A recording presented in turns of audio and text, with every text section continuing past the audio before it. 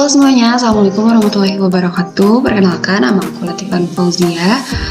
Di sini aku bakal bahas tentang apa sih? Jadi di sini aku bakal bahas tentang what I learned in financial literacy class. Oke, langsung saja. Nah, apa aja sih yang sudah aku pelajari di kelas financial literacy? Nah, aku tuh belajar tentang pentingnya literasi keuangan. Lalu aku juga belajar tentang perencanaan keuangan dan strategi cerdas mencari uang.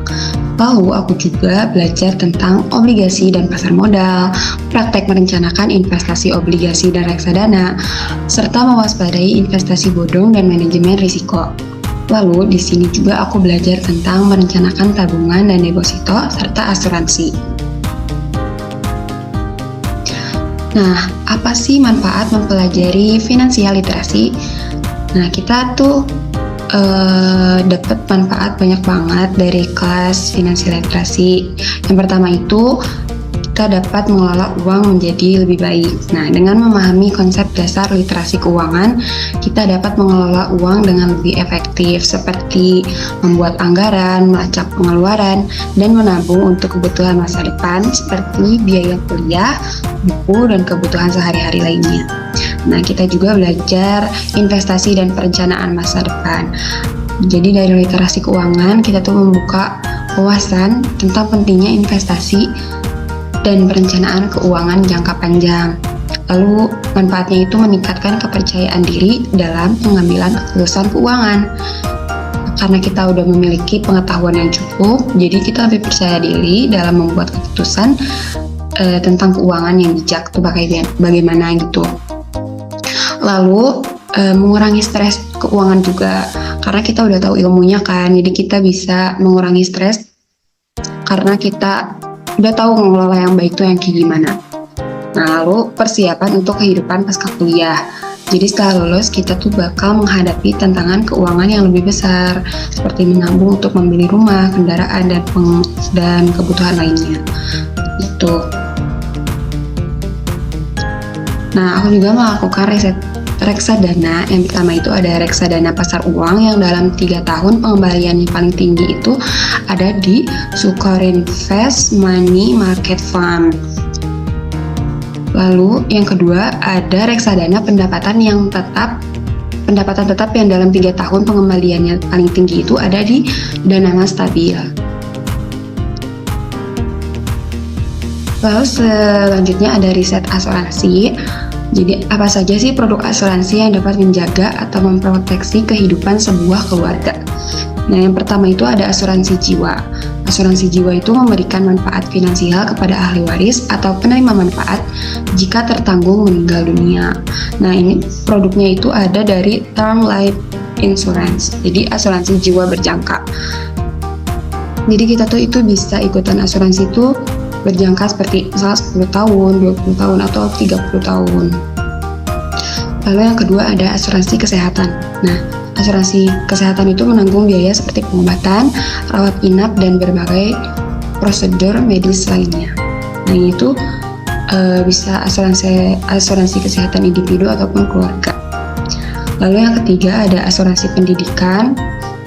Asuransi pendidikan itu menyediakan dana untuk biaya pendidikan anak di masa depan. Jadi produk ini tuh membantu orang tua untuk mempersiapkan biaya sekolahnya. Produknya tuh ada Unit Link Education Plan. Nah, produk ini tuh menggabungkan asuransi jiwa dengan investasi. Lalu selanjutnya aku juga udah membuat financial plan, di mana sebagai mahasiswa, rencana keuangan aku tuh melibatkan beberapa tahap penting. Yang pertama itu, di saat aku sedang menjadi mahasiswa, pendapatan aku tuh uang saku dari orang tua 1.500.000 per bulan. Pekerjaan paruh waktu atau tugas freelance 1 juta per bulan. Nah, pengeluarannya, biaya kuliah dan buku 500.000 per semester karena aku beasiswa, lalu biaya kos 500.000 per bulan, makanan dan transportasi 1 juta per bulan, lain-lain seperti hiburan, pakaian, dan lain-lain itu 300.000 per bulan. Nah, aku menyisihkan juga 200.000 per bulan untuk dana darurat. Lalu saat kerja, pendapatan gaji bulanan aku simpan di 7 juta. Pengeluaran, biaya sewa apartemen atau kos 1 juta per bulan, makanan dan transportasi 1.500.000 per bulan, memberi kepada orang tua 1 juta per bulan, lalu lain-lain seperti hiburan, asuransi kesehatan, pakaian, dan lain-lain itu 1 juta per bulan.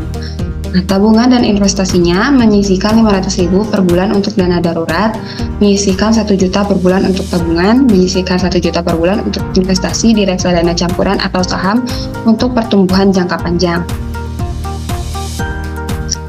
Lalu yang selanjutnya saat berkeluarga. Di pendapatannya aku simpan di gaji bulanan itu istri 7 juta, lalu di gaji bulanan suami 15 juta. Nah, untuk pengeluarannya biaya sewa atau cicilan rumah 3 juta per bulan, biaya makanan dan kebutuhan rumah tangga lainnya itu 3 juta per bulan, biaya pendidikan anak di tabungan itu 1.500.000 per bulan. Lalu memberi kepada orang tua dan orang tua istri setelah suami itu 1 juta per bulan. Lalu lain-lainnya untuk hiburan, transportasi, dan lain-lain itu 2.500.000 per bulan. Lalu di tabungan dan investasinya, aku menyisihkan 2 juta per bulan untuk dana darurat, menyisihkan juga 7.500.000 per bulan untuk tabungan, menyisihkan 1 juta per bulan untuk investasi di reksadana pendapatan tetap dan saham, lalu menggunakan asuransi jiwa untuk proteksi finansial keluarga dengan premi sekitar 500.000 per bulan. Nah, itu saja yang bisa aku sampaikan. Assalamualaikum warahmatullahi wabarakatuh. Terima kasih.